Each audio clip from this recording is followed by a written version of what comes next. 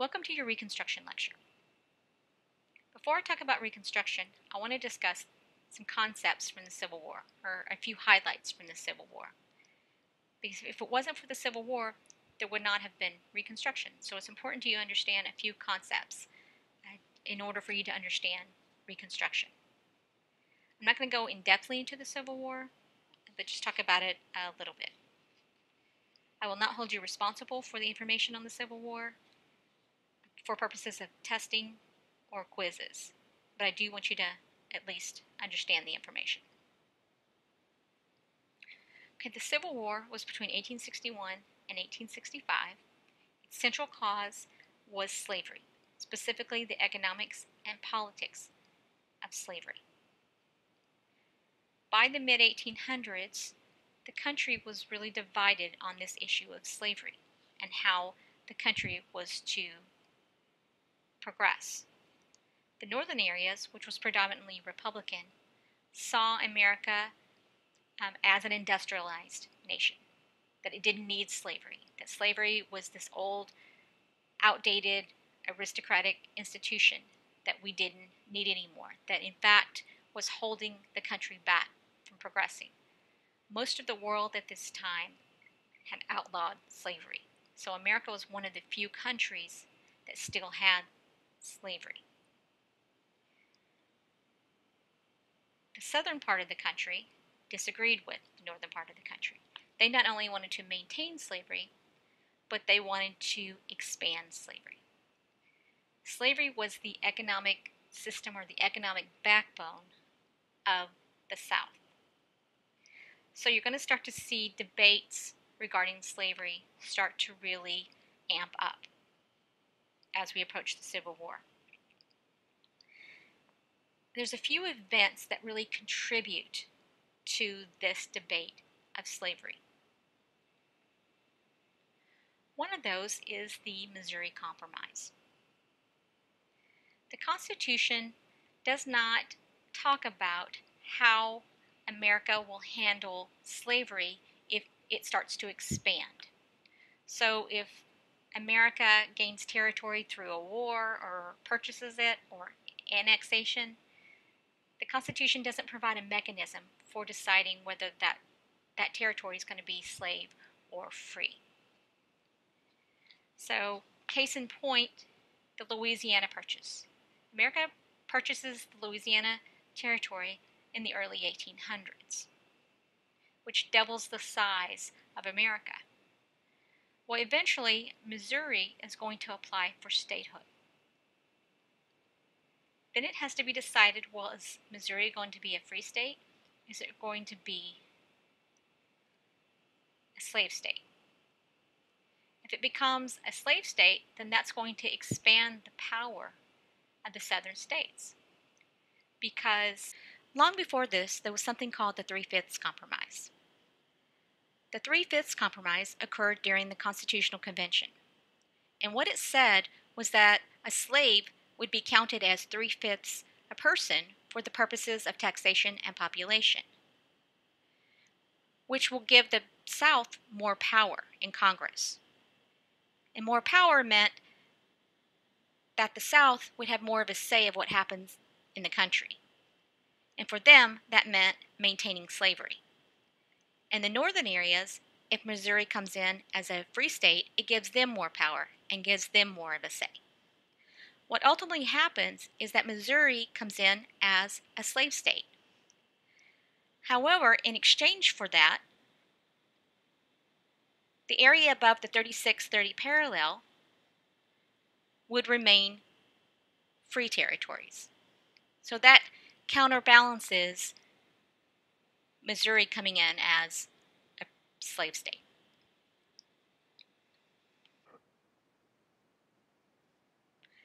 Another event that happens is the Mexican-American War and the Texas Revolt. From both of these events, America will gain new territory. In the Texas Revolt, Texas ultimately leaves Mexico, becomes its own republic, and will later be annexed into America. With respect to the Mexican-American War, America will win the war and ultimately gain California, New Mexico, Arizona, and so forth. The biggest being, as you know, California. California will apply to be a state. As a result of that, they will end up coming in as a free state, and then the South will end up getting some provisions for runaway slaves and more federal enforcement of that. So it also contributes to this debate over slavery. Now let's turn to Reconstruction. The objective for this lecture is to be able to describe Reconstruction and its outcome, including plans, social characteristics, and different groups' points of view, and to understand why Reconstruction failed. Towards the end of and directly after the Civil War, America was trying to figure out how to reunite. Two central issues were in play. One, how does it bring the seceded states back into the Union? And two, how does it integrate the former slaves or the freedmen? Both will cause not only conflict, but inequality for freedmen. Prior to the end of the Civil War, it was clear that the Union was going to prevail. So both Lincoln and Congress will come up with their plans for Reconstruction. Lincoln's plan included an offer of amnesty to all but high-ranking Confederates.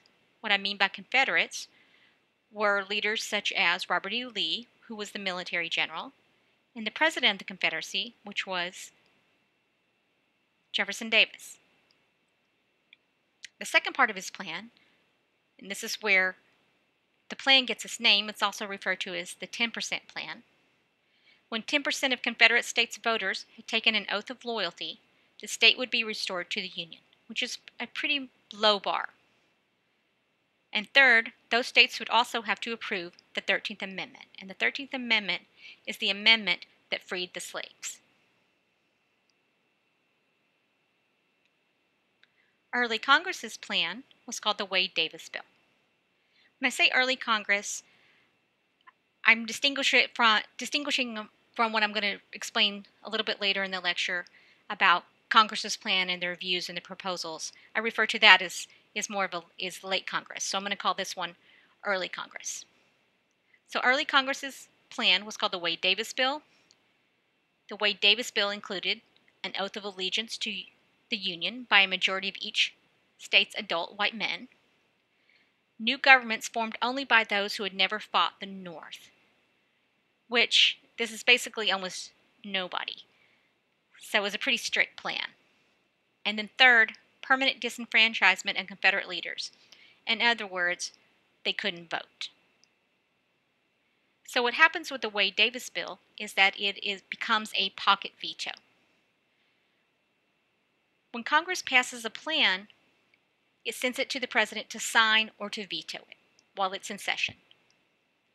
If the president does not sign it or veto it, then it goes away. The bill's dead.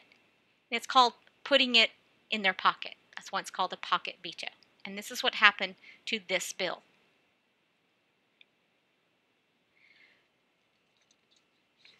Well, shortly thereafter, Lincoln will be assassinated and his vice president, Andrew Johnson, will become the president.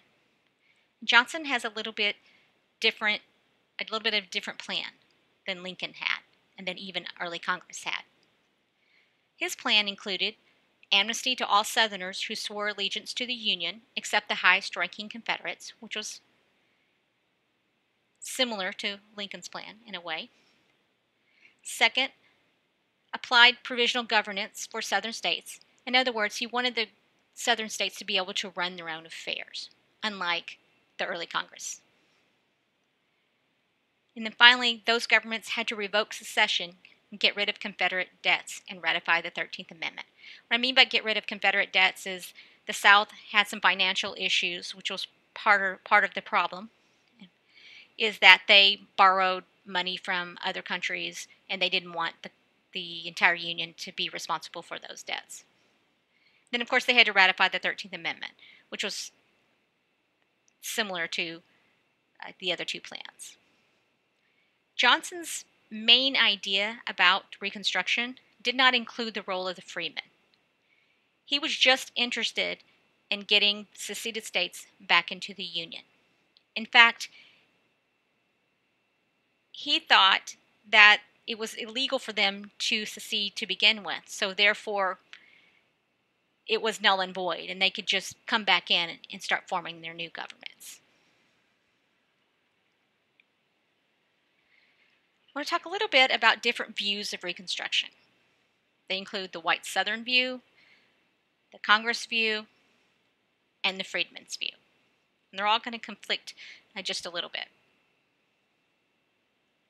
First of all, the white Southern view. White Southerners did not view the slaves as being equal. In other words, their freedom as white Southerners was not the same as the slaves' freedom. That white Southerners were still superior. White people were still superior in their eyes. So what they will do is they will enact what's called black codes. Black codes were state and local laws, and each state kind of had a little bit different provisions of their laws, but they were basically the same or very similar. And what the black codes did was restrict the rights of blacks. It's also referred to as slavery in another name because many of the provisions were very similar to the old slave codes. Some examples of black codes were blacks couldn't testify against whites, couldn't serve on juries, and they couldn't vote. And then they had to work on plantations. If they failed to sign a yearly labor contract, they could be arrested and hired out to white landowners, and their children could be taken from their parents and apprenticed out to former slave owners. So the intent was to oppress these freedmen. The white Southerners also perpetrated violence to intimidate the freedmen, such as whipping, lynching, killing, maiming. And one group, and they by all means were not the only group, but one group that emerges out of Reconstruction is the KKK. They were consisted of, or I'm sorry, the KKK was consisted of former Confederate leaders for the most part. Congress's view. This is what I was talking about when I referred to late Congress. Congress was internally divided between the moderates and the radical Republicans. The moderates wanted more leniency towards the South, while the radicals saw Confederate as traitors and felt they should be punished. Some of the radicals' ideas were that Southern states not be in charge of their own governments. They wanted to give blacks the right to vote, and they wanted to confiscate land of disloyal planters and divide it among former slaves and northern migrants to the South. The confiscation of land was not something that the moderates could get on board with. They felt that that was taking it too far. Congress also established the Freedmen's Bureau. The intent of the Freedmen's Bureau was to aid the former slaves. They established schools because former slaves were not well educated because they weren't allowed to be as slaves. They provided medical care, and they settled labor contract disputes. And initially, the Freedmen's Bureau was established for a year. Congress will later propose to extend the life of the Freedmen's Bureau, and they will also propose the Civil Rights Bill. The Civil Rights Bill was intended to overturn the Black Codes, or at least it was in response to the Black Codes. Johnson will veto both of these proposals, but Congress will override his veto. So the Freedmen's Bureau will be extended, and the Civil Rights Bill will be established, and the Civil Rights Bill will lead to the 14th Amendment. The 14th Amendment provides citizenship to all persons born in the United States. It provides due process and equal protection, and you'll hear that phrase a lot in modern Supreme Court cases.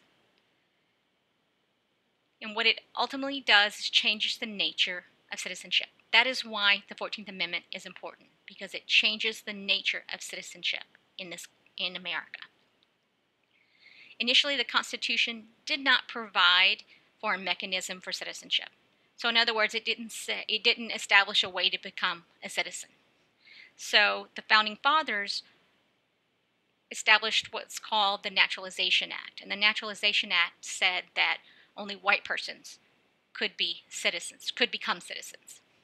And then the court case Dred versus Scott will solidify that. Will say that only white people can be citizens. So the 14th Amendment drastically changes that. Congress will also establish the Reconstruction Act. And what the Reconstruction Act does is it establishes military districts and military generals in charge of these districts. And the intent of these generals was to oversee the formation of these new governments in these these seceded states. And it was also to help protect the freedmen from violence and such. Johnson will veto the Reconstruction Act because you remember he wanted the southern states to form their own governments, run their own affairs, and Congress will override that veto. This conflict between the Congress and Andrew Johnson will come to a head later into the 1800s. Johnson will ultimately be impeached.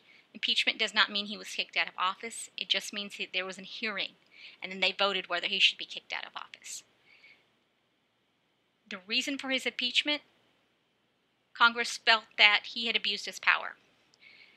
When Congress was out of session, Johnson had appointed a new Secretary of War without their approval. And they felt that that was underhanded and abuse of their power because they're supposed to consent to the appointment of a cabinet secretary. So they will impeach him, and he will survive that impeachment. But as a result of that impeachment, he will be marginalized. I mean, it means he's not going to get a say, much of a say. Congress is going to have more of a say than he does. The only other president to have been impeached was Bill Clinton, and it was also for abuse of power. A different situation, but it was also for abuse of power. Nixon was not impeached. A lot of people think he was. He was going to be impeached, but he resigned before impeachment proceedings took place. All right, let's look at the freedmen's view. What the freedmen wanted was full citizenship and everything that came along with that. They wanted the same opportunities as whites, such as they wanted the right to vote, own land, and have an education. Many of the former slaves had fought in the Civil War. Many had fought and died for freedom. So that's what they expected when they became free. Otherwise, in their view, what were they fighting for if it wasn't for full citizenship? Which will be in conflict with, of course, the Southern views. The labor system in the South will end up being sharecropping. Sharecropping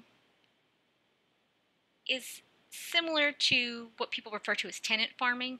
Some people interchange those two words. But what sharecropping is when a landowner signed a contract or had an agreement with a freedman. And the freedmen agreed to bring their own implements, their own seed, work the land in exchange for a percentage of the harvest.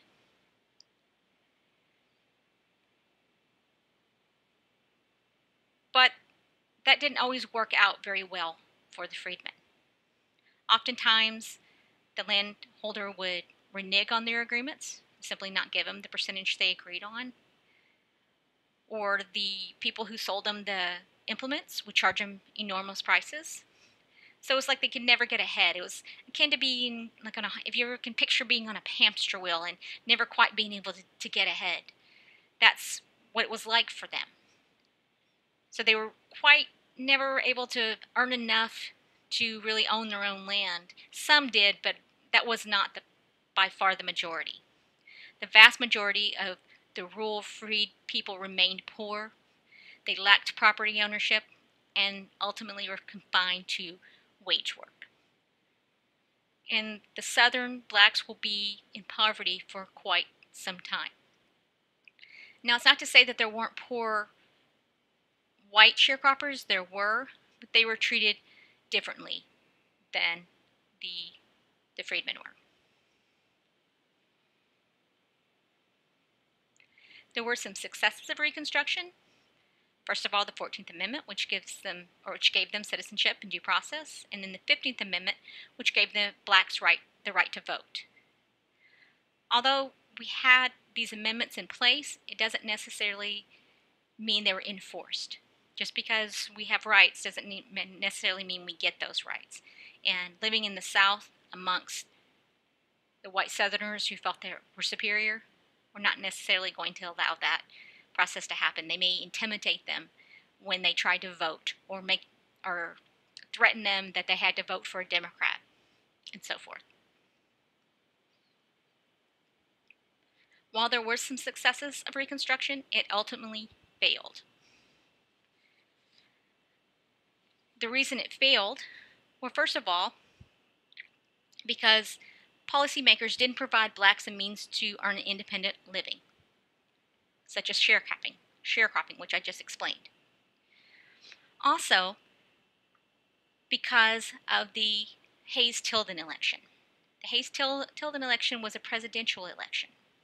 Hayes was the Republican candidate, Tilden was the Democratic candidate. And the result of the election was that they tied. They tied in the electoral college. And anytime you tie in the electoral college, pursuant to the Constitution, the House of Representatives choose the winner. The Democrats and the Republicans have backroom deals with each other. What's decided is that Hayes will become the president. In exchange for him becoming president, the military generals will lead the South. In other words, the South will be allowed to run their own affairs, which is what they wanted. And what that leads to is the freedmen not being able to obtain equality and to be oppressed. There's nobody minding the store for them anymore. The Southerners are doing what they want to do. They're forming the governments in the way that they wanted to. And the Southerners will form state and national governments, and they will all be Democrats. And then finally, another reason for the failure of Reconstruction is that the views about blacks didn't change. Just because we have new constitutional amendments, just because the freedmen were told they were free, that didn't actually happen. Southerners still had this views of superiority. All right, so that ends this lecture. If you have any questions, please let me know.